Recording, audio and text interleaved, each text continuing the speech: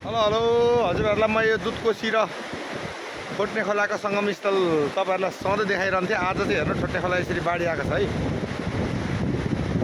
ठुलो बाढीको एकदम ठुलो भयङ्कर रूप लिएको छ है। ओखलडुङ्गातिर पानी परेको हुनसक्छ सम्भावना छ बढी।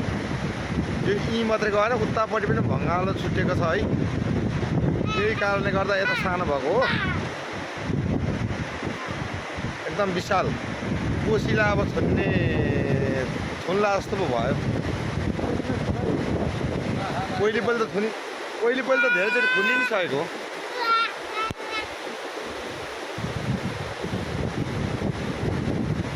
हेर्नुहोस् है हजुरहरूले यो खोला कत्रो आउँदो रहेछ भनेर देख्नु होला नि।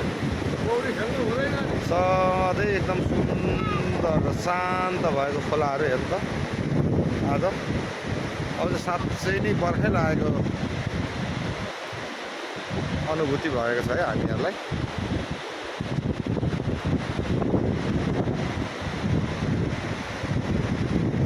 देख्नुभयो होला हजुरहरूले सबैले हेर्नुहोस् है। ल हस् त हजुरहरूलाई फेरि अर्को भिडियो लिएर आउनेछु म। हस् बाई।